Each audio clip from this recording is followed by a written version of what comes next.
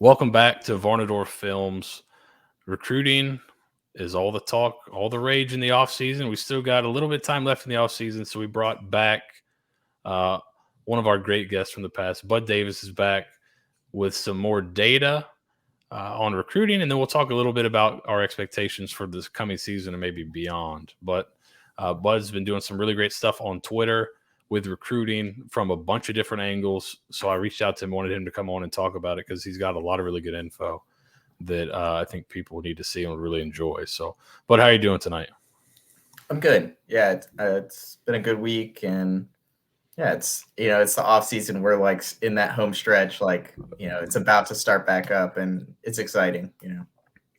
Yeah, not too far away now. Like we're inside a month, so not too many weekends left. So that's always Yeah. good.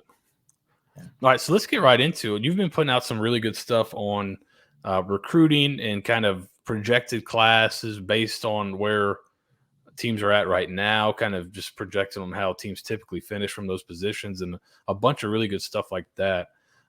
So I'll kind of give the floor to you. What do you want to start with kind of about recruiting and with a particular focus on Florida? Yeah, so I'm going to share my screen so we can kind of look at the same charts together and talk about Yes. them. So let me know. How's that? That looks good? I think it looks pretty good.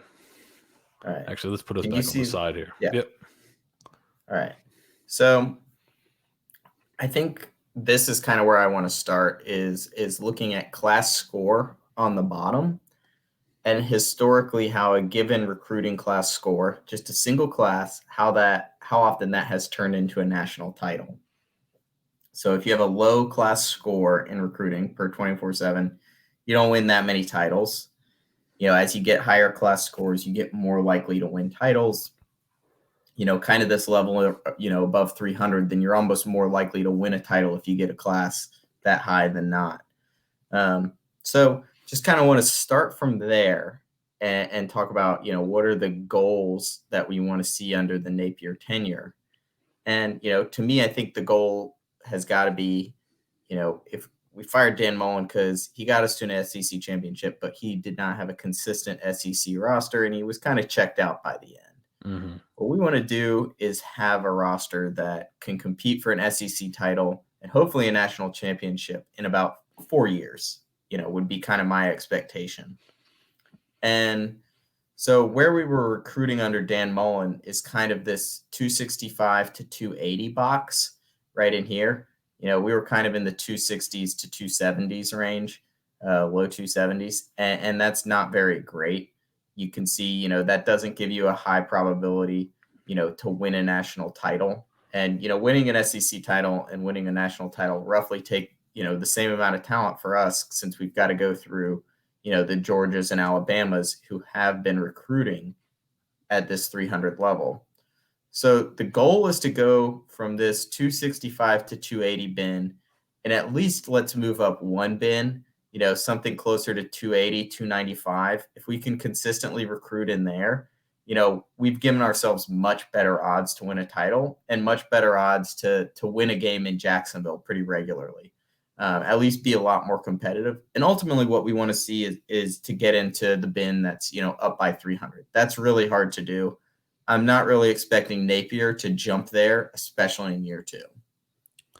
Yeah, so it looks like if you can make that jump from kind of the 265, 280 range up to 300, you almost like triple your chances of winning a national championship. Yeah, and it's really hard to do because, recruiting is zero sum. So if we get a recruit, we are taking it from somebody else. Yeah.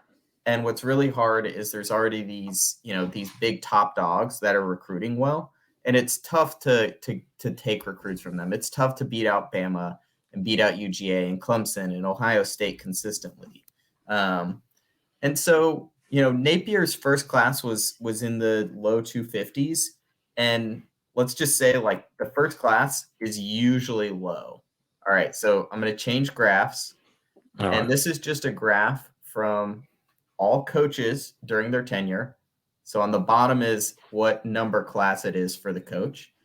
And then on the y-axis, so the up and down, this is just how that recruiting class compared to the coach's average future class. So like the first class is usually a really bad class for a coach. It's usually about 20 points lower than where they end up at for the rest of their tenure. And that's just because they're usually on a short timeline. They don't have relationships. They don't have infrastructure. They're kind of taking guys who are left over, and they might take smaller classes. So Napier being in this first bin for his first year, his transition class, does not mean that's where he's going to recruit forever. So that's a good thing, right? We know, Yes. we know with this second class, we can expect some improvement from where he recruited that transition class. It's usually about 20 points. So just using that kind of back of the envelope method, Napier was low 250s for 2023 for this upcoming recruiting class. I think low 270s is a perfectly reasonable expectation. So we're still in kind of this same bin that Mullen was in. We're kind of on the high end of where Mullen was, though. Mullen was kind of on this low side of the bin. Napier's going to hopefully end up somewhere in the middle for this next class. Now, the class isn't over. There's a lot of potential for this class. There's still a lot of targets on the board. We're not even at early signing day. And this is what I kind of want to get into next is I think there's a big difference between Napier landing a 270 class this year and a 280 class. So this is kind of the next figure I want to look at. And so this is basically at a given coach year. So year 2, this is what we care about. How good can we use our current data to predict the future data?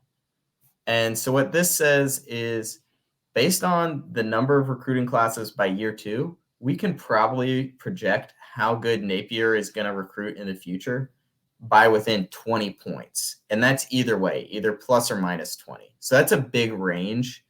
But if you're at 270 in here, it's a lot harder to project Napier in the future jumping up to 300. Like now you're kind of on the fringe of a projection. If we're at 280, then a 290 class seems a lot more reasonable. And a 300 class is still within firing range. And so this is really, a difference between a 270 class and a 280 class. I don't want to sweat losing any single commitments, but like this is one or two really elite guys. And that's going to be kind of what I'm watching as we close out the 2023 cycle. Do we end up on the low end of 270? Do we end up closer to 280? I think that's going to be the big storyline for UF's 2023 close. I think we can get to 270. I'm not worried about that. If we're getting to 280, I'm feeling a lot better about our chances against UGA and Bama and teams like that going forward. Okay. Yeah, no, this is all great stuff so far. So now we got blue chip ratio. Yeah, and this is one thing that I actually really like about Napier's 2023 class is our floor is really high. We don't have a lot of low-ranked players in this class. Most of our class are what's called blue chips. So these are 4- and 5-star guys. And historically, what you've seen, it's an easy measure is what's the ratio of 4 and 5 stars to 3 stars on your roster. And that usually is kind of a minimum criteria to compete for a title. And Napier's probably going to end up in one of these really high-end bins. He's got a really good blue chip ratio right now. And so that's it's kind of a measure of depth, right? You don't have a lot of weak link players. And this is something that, like, I think if you're looking for positive takeaways for a second-year class where we've had some big misses on elite guys so far, like your Peyton Kirklands, missed on Baxter today. I think we were all kind of expecting it by today. Your Richard Youngs, those types of guys that we were hoping to see in this class, we might have missed on those really elite guys, but our back-end guys, our depth in this class is really good. Now, it's not quite as nice of a relationship for blue chip ratio as class score in terms of turning it into championships, but it's still like we like to be in this bin more than these bins, which is where we had been. So that's something to feel good about. Yeah, and I recently did a look at all the SEC champions, just the starters, in terms of how many of those guys are blue chips. I think it was over 18. So like less than 3 of the starters were non-blue chip players for SEC champions since 2015 or 2016. So if you want to win the SEC, you've got to have a ton of those blue chip guys that can Yeah. contribute. Yeah, and they're essentially lower risk than 3-star players. There's a lot of 3-stars who work out. There are way more 3-stars who don't work out than 4-stars. And just getting those, slightly less risky players, I think ultimately is how you build depth in a roster and improve talent. So, it's something that I really like. If we look at number of blue chips instead of just ratio, I like this a lot too. I think we're probably going to end up in one of these really high-end bins here, either the 15 to 18 one, maybe the 18 to 21 will probably be somewhere in here. So, what this says is basically, if I had to put on a number on it, like what's the odd that Napier wins a title in the next 4 years, we're probably going to be somewhere in the range of 20%, maybe. You could probably see us getting the high end where I might bump that up to 25%. But hopefully it's going to be above like the 15% where we've kind of been in the past few years. This is similar. This is average recruit rating. I think this is another good measure of depth in a class. And I think we'll see Napier probably end up somewhere in one of these bins around 20%, where we can feel really, a little bit better than we had in the past. So. And where was Mullins kind of average? I know it was lower. Was it upper 80s, lower 90s, or it was lower 90s. So we're not talking about we're not blowing the lid off Mullins recruiting. And some people will point out, well, Mullen had issues with qualifying and getting guys on campus and stuff like that. And that's true, but we also haven't seen this 2023 class get on campus yet. So I don't want to try and get into teasing out qualifiers, non-qualifiers yet, and just use the raw, recruit scores. Mullen, was basically one bin down. And from there, we've seen good improvement. And so that should ultimately lead to, lower margins for error on the field, right? Or higher margins for error on the field, right? We can hopefully take some of those, killer mistakes that we've made in the past, those small plays, and those will just be a little bit less likely to occur. I think one of the things that gives me the most concern about the 2023 class is this number of top 100 recruits. This is probably where we've seen our biggest misses in 2023 for UF recruiting. And I think we're probably right now going to probably end up somewhere maybe 3.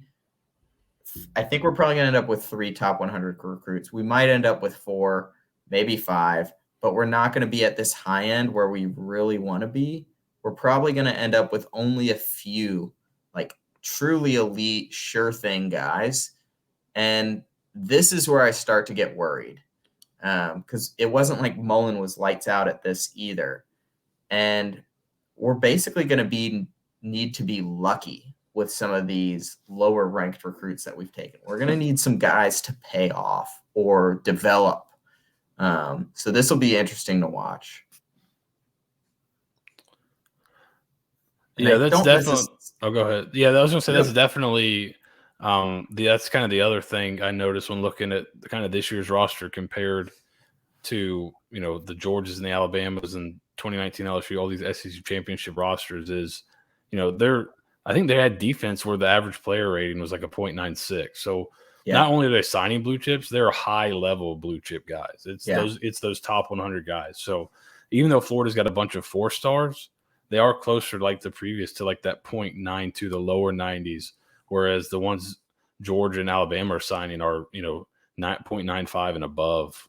Yeah, so it's definitely that top 100. You got to sign those guys if you want to win games. Yeah, I mean, and you even look like the little drop off here, where stuff doesn't go good. These are pretty low sample size events. The only reason teams like this don't have a great shot at winning a title is the examples that I can think of are 2007 USC, when Pete Carroll was just hey, every great running back in the country come to USC, and had really just poor roster management. Yeah. And the 2010 Florida class, which is one of the best recruiting classes of all time, that then just entered the Will Muschamp era where so many things got mismanaged. Like those are the types of bad coaching. Those are the only ways like elite talent gets derailed that bad is really just baffling coaching decisions versus where the bins we're in take you need almost perfect coaching from here, and you need a generational QB talent to give you a really good shot at a title. So this will be something we can look at, and hopefully in recruiting classes going forward, we get a lot more of these elite guys. I think next year I really want to see 6 top 100 recruits. If we're not there, then I think there are reasons to be concerned. With how Florida's recruiting going. Like one bad year, there's only 100 of these guys. You're only in it with, 15 of them really. And you could just be unlucky in a given year. And that's fine. But if we see it 2 years in a row, then I think we should be kind of that should be more red flags. But for a single year, you can notice it, you can have concerns about it, but it's not time to raise your hand and be worried. Yeah, especially going into that third class where they've had time to, make relationships, and now you've got this new facility coming down. So you should have every possible thing you need to make that jump. Yeah, you work with, in kind of one of the preeminent areas for Florida recruiting. Like, do you feel a buzz around the program right now? I'm not super connected. I know that just going to coaching clinics and things like that, high school coaches have a lot of respect for Napier and Tony, who spoke at the clinics. I think there's a lot of respect for those guys. They treated them really well when the coaches came in for the clinic on campus at Florida, and everyone there was really positive. They said it was one of the best ones they've ever been to.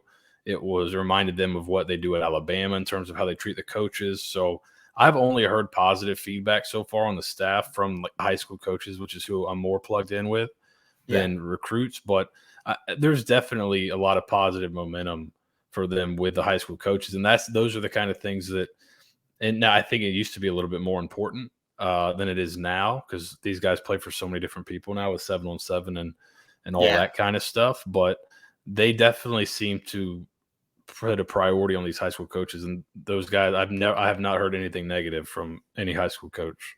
So I think that's a good thing. They're building those inroads with these programs. And that's pretty different from the Mullen era, I assume. Yeah, all I know, I went to Mullen's first coaches clinic, and this one was Napier's. The one they put on was much better. I thought the one at Mullen, some of the coaches weren't super interested.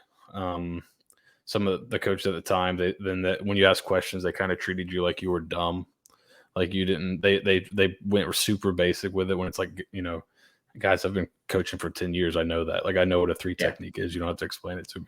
So I thought this was a lot better in terms of that, and I think the coaches felt that. They felt pretty respected. But there were some Christian Robinson was awesome. He was great on the previous staff. He was my brother was the head coach, and he was his area recruiter. And my brother loves Christian Robinson. My brother retired to enter the ministry, and Christian Robinson called him. And he didn't have any D1 guys at his school, but Christian Robinson called him and talked with him and congratulated him and gave like a real personal touch. So he loved him. But there were some guys on staff that you could tell were just kind of like going through the motions through it. And the latest one, it was a lot more positive. Had an excellent food spread, which coaches love. We get that free food that always helps. But for the most part, sounds like from the players we've heard the food is way better. Oh yeah, they went all out. They had appetizers. They had it all. So these coaches wouldn't have. One poor guy though had shrimp and steak and all this stuff. And there's one poor guy that's running like a hot dog section, and I don't think anybody went to him all night. So he just had to stand there. All right. So back to that was good news. This is kind of the bad. Is like another concerning thing about this class for 2023 is we've done a pretty poor job of landing quality so far offensive tackle and linebacker recruits. And what's kind of unfortunate is this is not a great figure, but basically the importance you see from top to bottom. Top is more important, bottom is less important. This is how important having a recruiting advantage is to resulting in on-field points. So what this says is, if you have an offensive tackle advantage of a recruiting advantage where your average recruit is 1 point better, it results in 0.6 points per game. So that's pretty stark. And there's some error on this. There's some actually pretty big errors. Yeah. And there's some funky stuff. This is actually really hard to tease out. So don't read too much into the absolute numbers. There's a lot of things where like the tight ends being weighed negatively and stuff, like this is like accounting for the Wisconsins of the world basically, and the USCs that had a lot of really bad years with really elite tight end prospects. So Yeah. there are weird things to doing this type of modeling, but in general, I think this is pretty telling that like if you're just trying to figure out what recruits are the most important, where should you have the best recruiting advantage? Offensive tackle, linebacker, running back tend to make the biggest difference. And those are positions we're actually recruiting really poorly right now. And another thing that's concerning, this is the rate at which different positions enter the transfer portal, is offensive tackles enter the portal at some of the lowest rates. So this isn't a position that's easy for us to do bad in recruiting and make up for it in the portal. Same with linebackers. They're actually about pretty average. But compared to QBs, running backs, wide receivers, DBs, those are positions where, if you were like, all right, we're recruiting badly there, we can make up for it in the portal, I'd be a lot more confident. Offensive tackle is really important to recruiting, and we're just not even close. And so that's another red flag that we're going to need to see improve for the next cycle to give me some confidence. Yeah, I heard somebody say, and I think it's definitely true, good offensive tackles don't enter the transfer portal, they enter the NFL draft. I hadn't heard that. And I think there's a really cool like kind of trend here is like from skill player to trench player. It's also kind of a measure of how ready a player is out of high school And expectation, how right? competitive playing time is. So only one QB can be on the field at a time. You take one every year, there's going to be an odd man out. They're going to enter the portal. Offensive tackles, offensive linemen, you got 5 on the field at a time. They take 4+ years. They don't come in. You don't see many freshman offensive tackles starting, right? They take years to develop. And this is just one of those things. We need to be getting these elite guys in there now and giving them, 2 to 3 years to develop. Or we're going to be in a tough spot in, the 2024-25 season. Yeah, what's interesting about the previous slide with offensive tackle and linebackers both being kind of at the top is that those are two positions that, with how the game has like the modernization of football, like you heard the phrase "God doesn't make many of those kind of guys," like those big tackles that can actually handle these freak edge rushers. And then there's not a ton of true line, as Florida fans know. There's not a ton of true linebackers out there that can play in the modern game. Georgia's gobbling them all up, but we saw Florida have to constantly, under the previous staff, recruit guys that never played linebacker and try to fit them in there. It's hard to find those true blue linebackers that kind of have those elite physical traits. There's not a ton of them. So I think, to me, that does make sense to have those two near the top, just because the way the game has changed and what's being asked of those guys physically now is those guys there's not very many guys that can fit what needs to be done in the modern game. It's kind of a small subsection of physical freaks, really.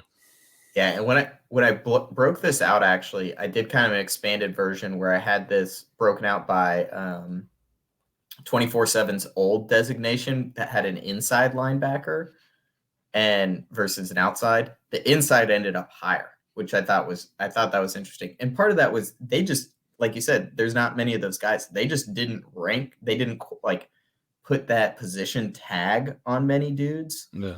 So the inside linebacker, where we saw it last year with when Miller got hurt and Houston transferred, we just didn't have the dude. Yeah, I right? coached with Jerry Odom at he's still the head coach at Tuscaloosa University. I coached with him there, and he was the linebacker at Florida, and he coached linebackers at Florida as well, I believe. And he would always say like it's if you didn't play linebacker, he said it's just extremely instinctual. So there's only Mm. so many guys in the high school level that have played linebacker that can have the physical capability to come up and play at the elite level. So that's why it is important. He says it's just like being that linebacker. He calls it being in the blender. They said there's so much going on. You have to have some kind of instinct about you to be able to be successful. And you see the past few years, Florida's having to play guys that haven't really played there before and don't have that instinct because they've never played there before. So that tracks to me of how important it is to get those inside linebackers with those instincts that are physically able to play at an elite level. Yeah. And it's also like I think you see a little bit of like, weak link, strong link. Like, you can have one elite wide receiver and one elite QB that are really game breakers, right? And so if I do an average stat across that whole position group, it doesn't capture like having one elite shutdown corner and one elite wide receiver versus like, so those are strong. Those, did I say they were weak link? I meant strong link. Those are strong link. That's a strong link relationship where the most important thing is to have one elite player. That's what makes the difference versus like offensive tackle and linebacker. Like those are more weak links where if you don't have a competent guy there, it hurts.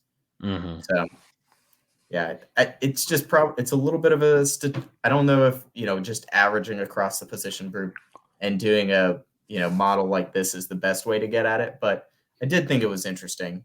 This is kind of what the results actually look like. So, this is how much of a grain of salt you should see it. But this is basically how the recruiting advantage at different positions turns into points.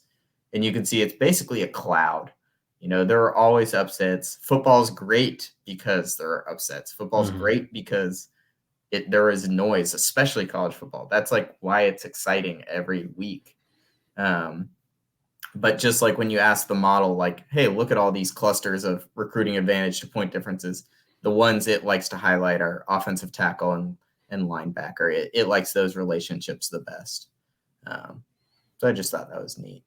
All right, so then kind of jumping out of the bad news, maybe we talk about like kind of good news is where do we think Florida's heading? And so this is a chart showing where every team, which is the logo, where their 2023 class is right now in terms of average recruit rating and 24/7 class. And then the crosses kind of show where historically a top 10 team in recruiting would be. So you can see kind of a few things. You can kind of get an idea again of who we're up against in 2023. So like Alabama, Ohio State, Georgia, Notre Dame, they probably have the top 4 pretty well locked down. Then for the 5th spot, Texas, probably Miami are battling for it, maybe Clemson. Then Oklahoma, LSU. And then maybe we've got, Penn State, Southern Cal, Oregon, Tennessee, and Florida. And so there's, a lot of teams battling for these top 10 spots. To me, I'm not as worried about where we end up in rank as where we end up in score. I think Florida is going to pass, Penn State and Tennessee. I think we're going to end up ahead of them. I think if we end up a top 10 class, it's probably going to have a lot to do with where Oregon, USC, and Texas A&M, who's probably going to shoot up this chart, end up. But this is kind of a fun way that I've been playing around with projecting this. And it's my first year doing it, so I don't have a ton of confidence in how much variability we're going to see from one day to another. But this is where Florida is right now today. And we project for probably a top 10 class. Teams have been filling up really quick this cycle. So we might end up being, I could see anywhere from 9 to 13, depending on how things go. Yeah, so this should be viewed as kind of a moment in time right now. And recruiting is obviously seemingly variable, but this does take into effect previous classes, right? And kind of this time frame of how far out we are from National Signing Day, correct? Yeah, it takes it into account. I think I only did the early signing day period, Okay. and we had 2 weird COVID years in there. So we've got 2018, 2019 classes, which are probably pretty good.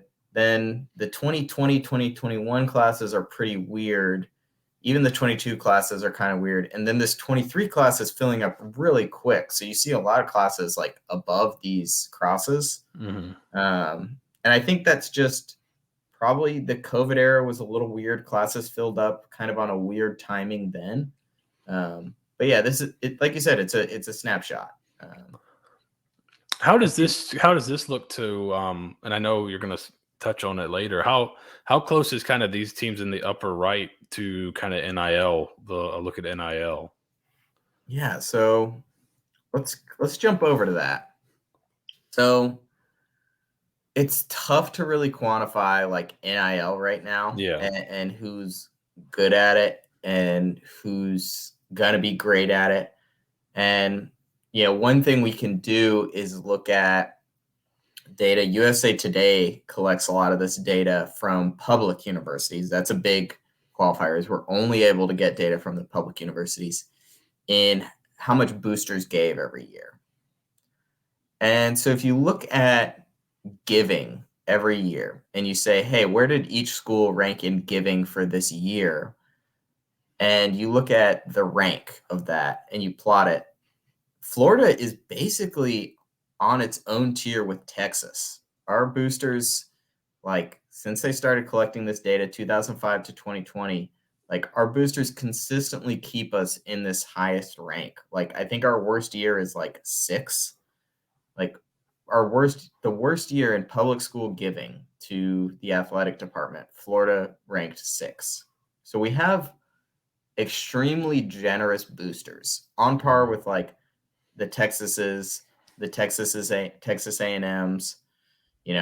Maybe this period is, oil was kind of down for a lot of this. So we'll see how this That's the goes. Texas A&M. Yeah. Right? And there's things like, so on the y-axis, this is the order for who ranked highest. Florida boosters gave the third most in 2020. Georgia boosters gave the second most. Oregon was the top booster. They have guys like Phil Knight that can basically finance the whole That's thing. that's helpful. Right. It's extremely helpful. So I think you can kind of look at this and get an idea of the public schools who's got a good shot to be really competitive in NIL. Um, you see Florida State's okay. They're probably just middle of the pack. Same in Michigan, Louisville, like Penn State, like Iowa. These aren't going to be the NIL era champions. Even Clemson. Like I think we're going to see some attrition from Clemson in the NIL era, especially with Dabo not really seeming to buy in.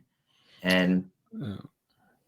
when you're trying to convince people to give money, you need that alignment from your coach saying, hey, this is important, to the people managing it, to the person who's actually asking the booster, hey, we need you to give money to this collective. Like you need that alignment. It needs to be the same message. It needs to be the same goal that's communicated to everybody so that it's crystal clear. You give X money to help Y thing happened, and Y thing happened is for Florida to get talent. Yeah. Um, and I Interesting. think, Alabama's not on. Is it just Alabama's all cash in the bag? Is that where Alabama most? is extremely interesting. Yeah. So, Alabama, their athletic department receives a significant amount of revenue, but this is where I think they could be in trouble in the NIL era. Is they actually have it funneled through an endowment that's specifically through athletics. It's not booster cash contributions. Ah. Um, it's athletic department specific endowments. That is how Alabama's athletic department, does its fundraising. So people are actually going to have to leave that entity and go into a new entity, which I think that doesn't sound like a huge deal, but if there are existing entities getting money and it's locked in an endowment, it's much harder to get that out than just say, "Hey, I'm not going to give to them this year." I think it's going to be really interesting to see how that goes. Yeah, that is a wrinkle I haven't heard many people talk about. So Yeah, and I think you might see that, in some of the pushback we've seen from Alabama for NIL. They haven't exactly been on the front page of embracing it. It's been, the Texases, the Texas A&Ms, the Oregons, the USC's in Miami. We don't have their data. Um, yeah, I think you do kind of see generally, like, I'm expecting Texas A&M. They're down here on the graph. They have a small class. They have great recruits in their class. They're going to shoot up this. And I think it's really going to, Tennessee's recruited really well. They've been doing phenomenal with NIL. They're not, killing it on this chart. They're not even on this chart. But what they've done really well is alignment. And there was a great article today about how Tennessee is fundraising. And they have, I think, 6 full-time professional people who are just fundraising for NIL. And that's crazy. Like, Florida, I don't know if Florida has any people who are full-time working on NIL for its collective efforts.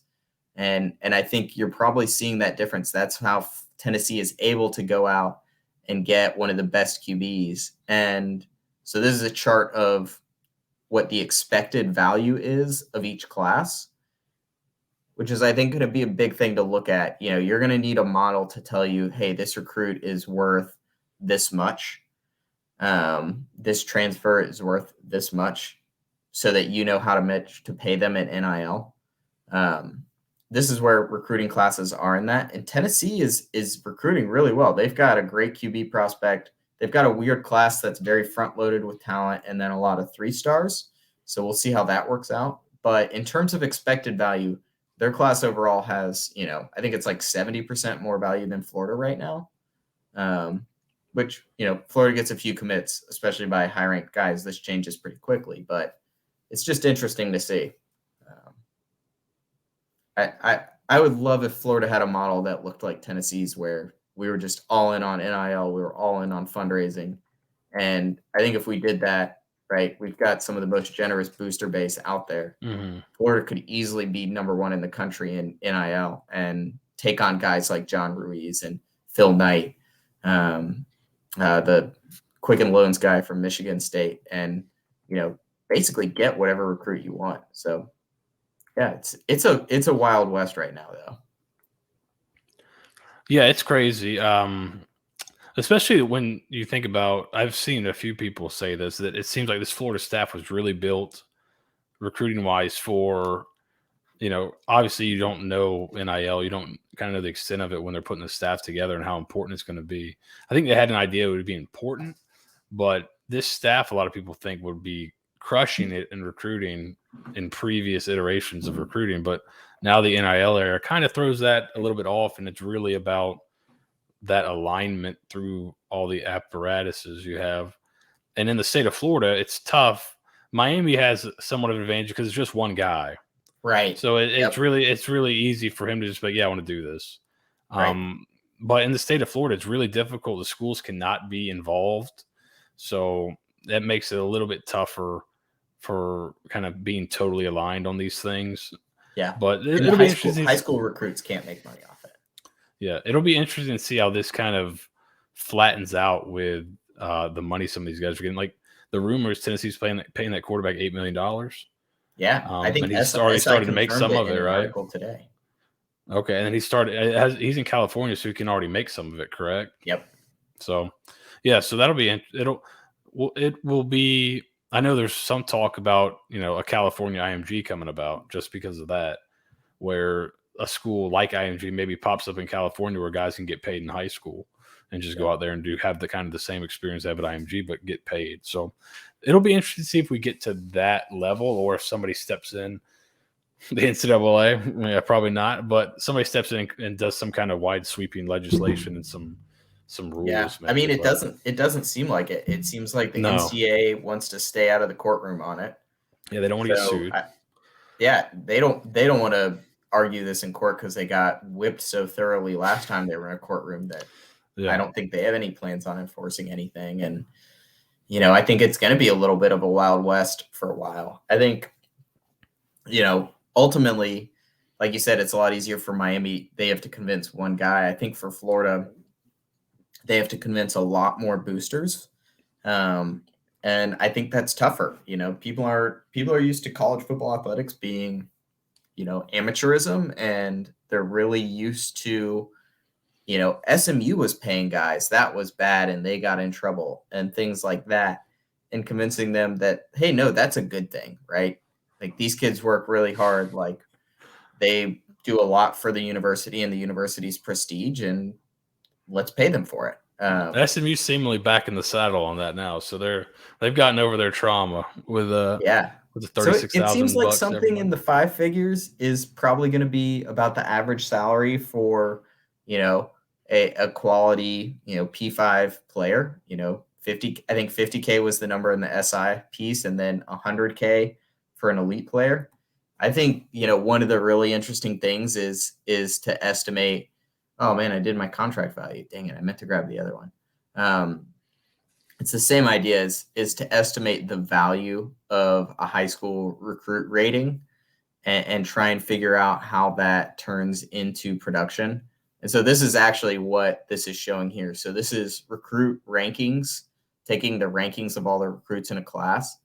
And what I use is the NFL's expected draft value. So, like, rather than try and figure out how much a recruit rank is worth, like, the NFL actually hires professional people to figure out how valuable that player is on the field. And we know approximately how much more valuable the number 1 pick is than the number 10 pick in terms of on-field value. Like, we know that on-field value, like it's a war stat, war from baseball. Mm-hmm.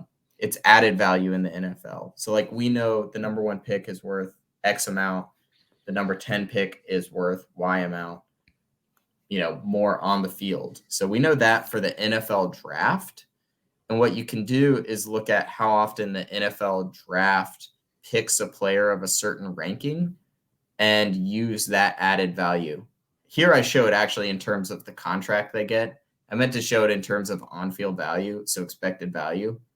But this is like just one super simple back of the envelope way that you could get at how valuable the number 1 recruit is versus the number 1,000 recruit, or the number 250 recruit versus the 500. So, like, the name of the game in the NIL era is really, if you're not the top dog in salary, if you're not the Yankees, then you need to figure out how to be the Moneyball A's. How do you allocate that money in the most efficient way possible until your budget gets bigger? Is that what you think And Tennessee's kind of doing a little? I mean, they're obviously spending big money, but it seems like, big money out here. And then you said they have some 3 stars on the back, like maybe kind of filling it out from there. Or do you think they're more just straight big money? yeah, I don't know. Like, I don't think I have a good handle on that, because I Mm-hmm. really don't know. Part of, the exercise like this was like, hey, what's the best way to build a roster, right? And does it matter how much top 5 you guys, how many 5 stars you got? Like, does it matter how many blue chips you have? And, like, I didn't really get an answer where I was like, oh, you absolutely have to do it this way. It's the only way. Yeah. But I do think these are the types of back of the envelope calcs you can do, like, to get the expected value of a class. And right now, this model that I have says Tennessee has the better value. Is this But position based as well, or just straight no, ranking? that was exactly what I was going to say. Is the biggest thing it neglects is the positions, and there's a lot more risk in giving a lot of money to a QB who could transfer Mm-hmm. than giving it to an offensive tackle who's probably not going to transfer. So right now, like, that expected value model neglects all of this risk, and it neglects all the other positions. It neglects the actual position, but then it neglects everybody else around him. So I think you're going to see this probably it's a project I'm working on. I am by far not the only person in the college football analytics space working on this expected value problem.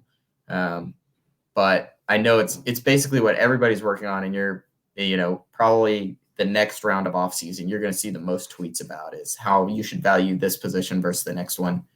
Because it's going to be really unique. So the NFL, basically all of the contract, expected value talk is about how do you game the draft?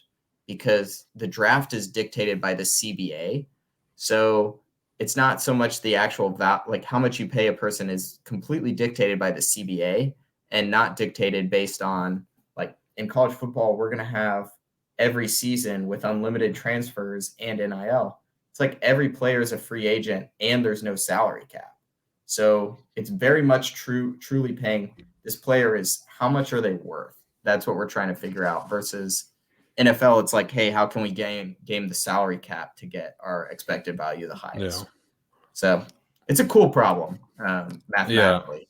With the unlimited transfers, I'm really excited to see some soccer style loans for a 5-star freshman that maybe is behind a really good quarterback. Like Arch Manning, loan him out to a 1AA team that throws the ball a ton. Well, there's no JUCO Then bring it anymore. back. So, Yeah. right? So like it's going to be weird. It's going to be like how a lot of teams could build talent and get experience and get, low risk guys from JUCO programs. Now it's going to be transfers, but also there's going to be transfers that don't have the experience. So like it's going to be crazy how to evaluate those. I think we're running close on time. We're getting close. This was another one. This was another one just trying to get at position value. I kind of wanted to look at, I showed my own. This is how a Pro Football Focus did their evaluations, and this is college on the left versus NFL on the right. So you might hear people say like, hey, it's not worth having an elite running back. And that's true in the NFL. Elite running backs are way more valuable in college. So when we're trying to figure out how valuable a person is and how valuable a position is, this is another way to look at it. This method is different than I looked at. This uses what's called on and off stats. So like NBA people might know this a little bit better. Yeah. It's like if a player leaves the NBA court and the team scores more points when they're on the bench, then they're probably not a good player. It's way harder to do this for football. And so sometimes you see these things where positions that don't cycle a lot, like the offensive line, end up being valued the lowest. So I think take these with a grain of salt. But in general, it's the same method from one level to another. And we see the running back get way more value in college. So you'll probably see some concepts like this start leaking into the discourse for player valuations. Yeah, that's interesting. I know agents love to use this kind of stuff when negotiating for players. It'll be interesting once this stuff gets going if players start using that for themselves to start negotiating NIL. I know. I think there's a ton of opportunity. I know one analytics group who is also doing the Oklahoma NIL. They're working with a lot of agents. Like that's actually their main client. And I think that's going to be really interesting what they end up coming up with as the solutions for, hey, you should try and get your client this much money, and here's how we can argue it. Yeah. So do you want to talk? We only have a few minutes left. Do you want to talk about Florida specific recruiting, or do you want to talk about expectations for the season? I can go a little bit longer. I can go probably 5 more minutes. So can we squeeze a little bit of both in? Yeah. All right. So let's talk about a little bit of analysis about where Florida's recruits come from, because I thought this was pretty interesting. This is looking at, University of Florida's in Alachua County. This is all of Florida recruits from 2005 to 2022. There's some of the dots overlap. So like there's a bunch of Jacksonville kids that are just one dot here, but the red shows the density of dots. And it's really just like Napier kind of put out, I think he said a 300-mile ring that they wanted to recruit. And it pretty much lines up with what you would expect. Florida gets most of our recruits from this I-4 corridor. Then we've got, Miami-Dade, Jacksonville, and then a fair bit from Atlanta. So like if you have 4 metro areas, those are what you're going after. And this is another way to look at it, is basically, at 100 miles, a 5th-year roster, bump it out another 100 miles, you're adding 20% every 100 miles. And then you get out to Atlanta. This is basically Atlanta here, this last bump. You've got 80% from 500 miles. and then 20% of your roster is just like basically all over the U.S. guys. So I thought this is pretty interesting. This is the type of stuff you want to see your coach taking on and talking about. Knowing where his guys come from and knowing what areas to prioritize. Yeah, I think that's something that they kind of have a handle on a little bit. I heard Napier speak at a clinic, and one thing he mentioned that I hadn't heard before was that he looked at it may have been just playoff error or something like that, and he's like, "We're going to recruit Florida. Obviously, that's our home state. That's the footprint. We're going to recruit Florida." He said, "But there's 5 other states, I believe. It was Georgia, Alabama, Louisiana, South Carolina, North Carolina." He said from those 6 states, including Florida, it was like 60 to 70% of all national championship rosters were from those five or 6 states. So I thought that was interesting. Understanding not only do I need to attack, obviously, my home state, but then these are the other states that I need to be selective in going into. Yeah. And I think that's interesting. I looked a little bit into like what are the other states, the non-Florida states Florida recruits well. I think it's, Georgia, Texas, California, North Carolina, and Pennsylvania were the ones historically where UF has recruited pretty well.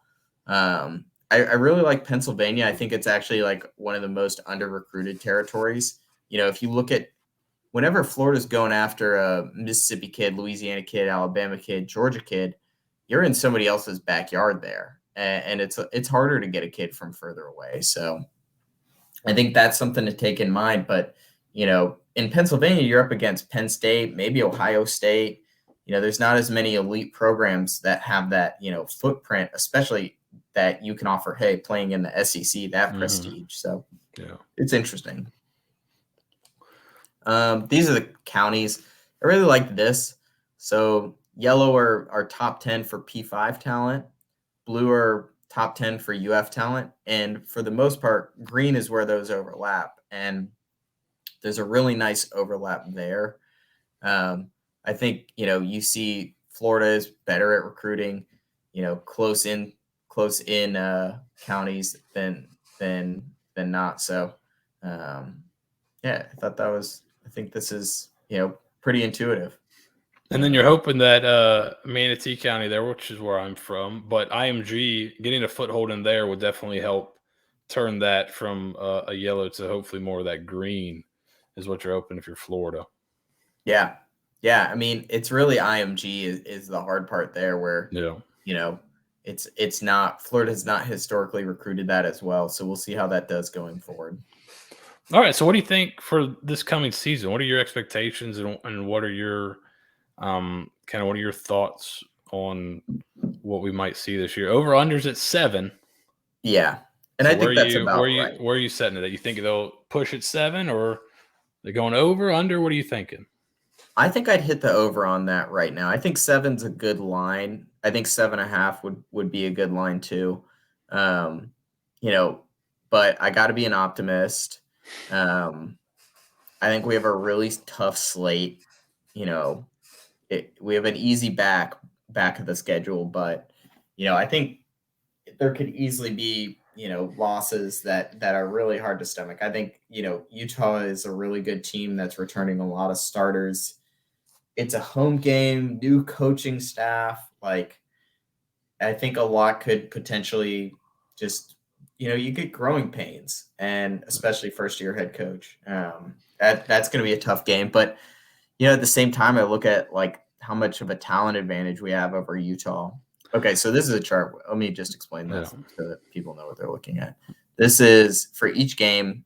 It uses S&P Plus, which is Bill Connolly at ESPN, his rating system, which is pretty simple, and it estimates a win probability for Florida against each opponent, and then it just takes that and it looks at all those probabilities and projects it down. So, there's a 49% chance per S&P Plus we win the first game. So we might be 1 win after Utah, but we might also be 0 wins. And so you can project that down, and it says we're most likely at 7, with 8 being more likely than 6, which is great. We want to be that. Yeah. Really, I think my only expectations for this year are to be better than last, which I think we will be. And I kind of just want to have a little bit of fun this year. I want to see AR do some cool things. I want to see Patrick Toney coach up some guys better than Todd Grantham did. I think you'll see that. I think you'll see that one. Yeah, but, and my wife always says low expectations are the key to happiness. That's right. I don't know what a testament that is to me, but I think that works for Florida football too. And I think we've got a tough slate of games. I think saying if we don't win 8 games, I'm going to be unhappy. I think 7's a good expectation. Be competitive. If we keep it really close in Jacksonville, that would make me so happy. We don't even have to win that game. Keep it close in Jacks. Keep it close versus LSU. Beat Florida State. Beat Tennessee. Yeah, I'm getting ready to do a preview on Utah, just schematically and stuff, and I think that's a very winnable game. Just from what I've been watching, I do. I'm going to talk to a Utah writer on Monday, and that'll be part of the preview.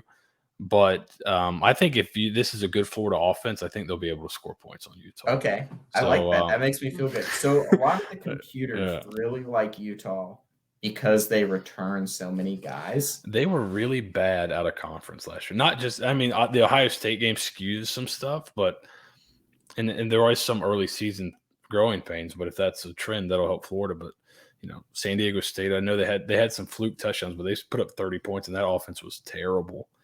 BYU kind of manhandled them early in the year too. So I'll be interested. I think their offense is going to be good because Cam Rising is a really good player. I think their scheme is. What's funny is I think their scheme will be pretty similar to what you see Florida run. I don't think it'll be. I think they'll probably use more tight ends more often, but there are a lot of motion, a lot of movement, wide zone in the run game. But I think it's a winnable game for Florida, and that would be really big out the gate. Yeah, it's such a tough opener opponent. Utah, Kentucky, that is a really hard one too, for a team with question marks. But if we win, if we beat Utah and then we beat Kentucky, I think, then I'm going to start getting my hopes up. Yeah, you're going 5-1, probably at worst 5-1 or 6-1 going into LSU, and that game's at home, so you win that one. You could be going into the Georgia game with top 15 in the country, maybe, which you'd like to have going into that Georgia Texas A&M stretch is going to be tough. But I think I agree with you. I like 7 is a good number, but I think I like 8. I think 8 happens more often. Go over 7 happens more often than under 7. So I'm leaning over right now, but I think injury health is going to be number one thing for this team. So we'll see. Yeah, that can change a lot. I think you're right. Man, if Ventrell Miller stays healthy, I think that's big for our, covering up some deficiencies on the defensive line at D tackle. If O-line stays healthy, if receivers, catch balls, there's just a lot of question marks, but there's also a lot of potential for boxes to be checked and us to end up with a really good team. Yeah. The talent level's there. This is going to be a team that's probably going to be top 10 in the talent composite, I would imagine, are pretty close to it once it all shakes out.